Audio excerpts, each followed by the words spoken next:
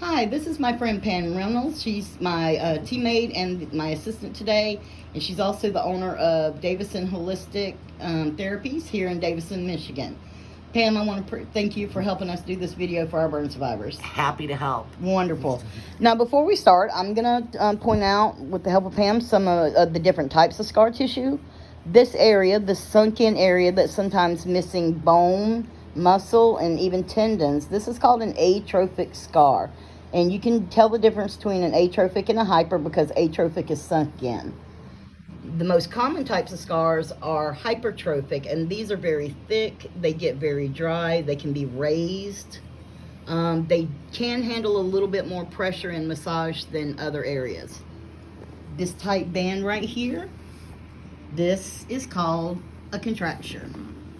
You can see how tight it gets as I straighten my leg and how it loosens up as I bend it.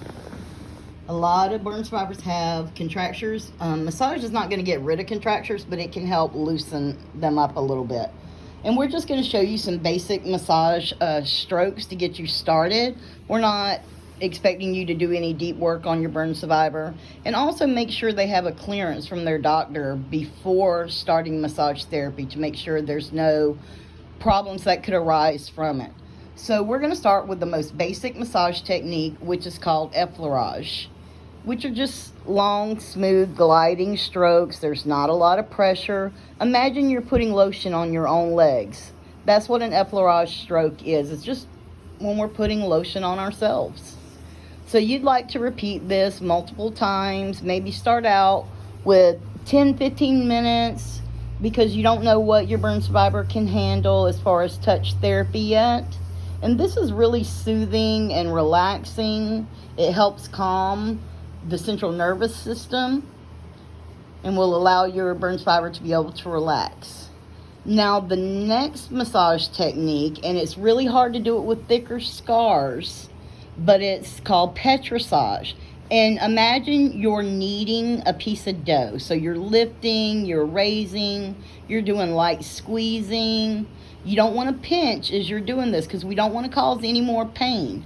You can also, as Pam's demonstrating, she's lifting and kneading, and with her fingers, she's doing what's called circular friction, which will also help with the scar tissue and loosening up underlying adhesions, and also help with pain, and a lot of burn survivors, it will help with itching as well.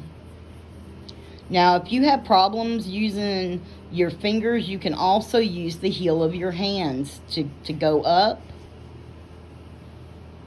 Again, watch your pressure. You don't want to use a lot. You just want to start out lightly, especially for someone that's not familiar with massage. You can also use your knuckles and the back of your hand.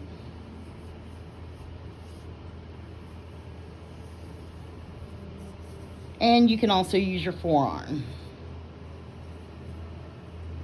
You don't need a massage table to do any of this. You can work on your burn survivor on the couch, in a recliner, on their beds, whatever's comfortable for you and for them. Pull up a chair if you need it. Just want to be very careful about using the forearm. You don't want to use too much pressure. Absolutely. And you always want to ease up over any type of bony prominence. If there's a bone there, don't dig. And you can already see a color change just from that light work that Pam's been doing. And you can add pressure as you increase your massage with your burn survivor. If you have somebody like me that's been burned for a really long time, so the scars are more matured, you can add more pressure because it feels so much better, and you're really able to get to those underlying issues that may lay under the scar tissue.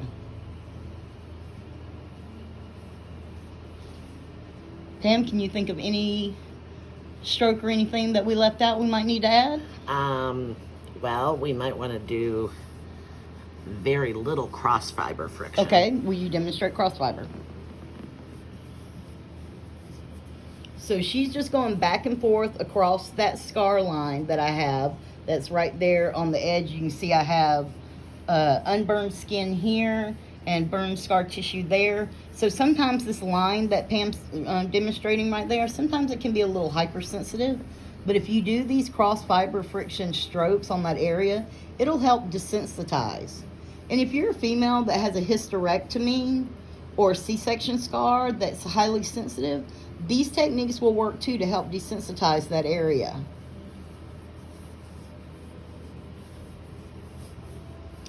We want to thank you so much for watching our video and learning these basic massage techniques for your burn survivor.